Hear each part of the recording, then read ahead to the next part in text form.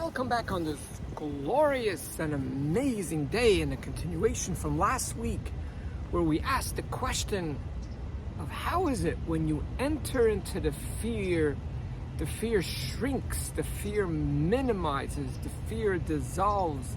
And I promised I would give the answer today, and the answer is the following.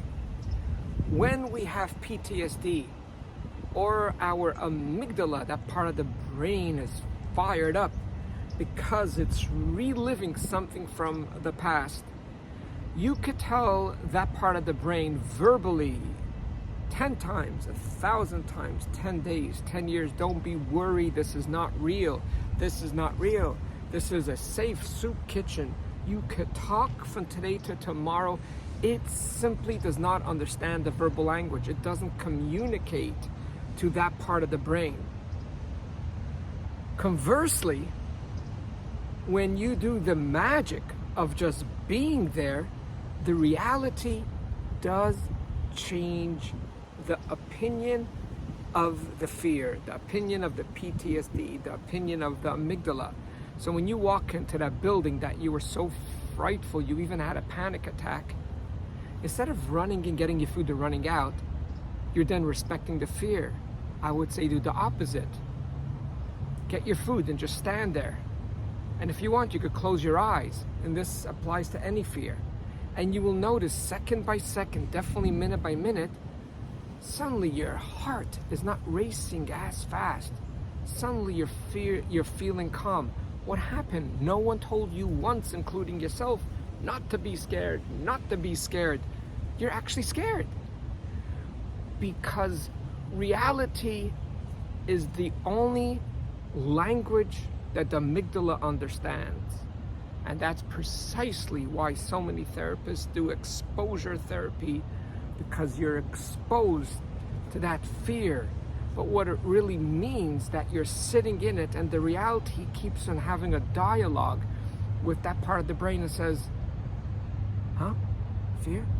Who bit you? Who hurt you? Who molested you right now? You're holding your food in the soup kitchen. You're safe. And you can't argue with reality. You can argue with reason, which the amygdala does argue, but the amygdala never does it with reality. And therefore, back to the second group, when they feel uncomfortable, fearful from noticing their breath because they're fearful and feel uncomfortable being in the now, because for whatever reason they hate themselves and are disconnected, and it's a scary place.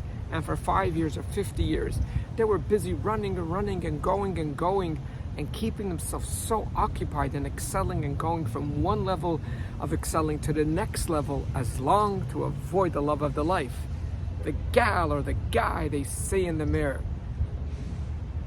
So when you do that breathing and you do become scared, don't say, okay, I'm done, I'm doing my next breath tomorrow. Do one breath. Feel the anxiety. Ask yourself what number. You could even write it down. Then go to the next breath. We're not trying to push through this. We're trying to be here.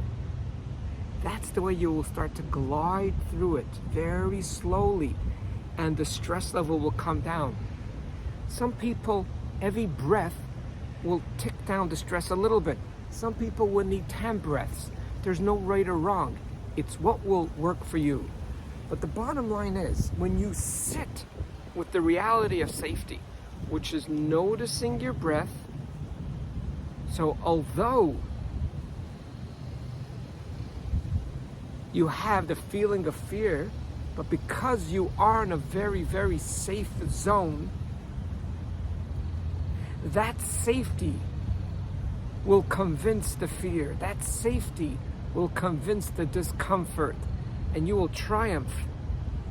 And before you know it, it might take a day, a week, or 4 months. Everyone is different.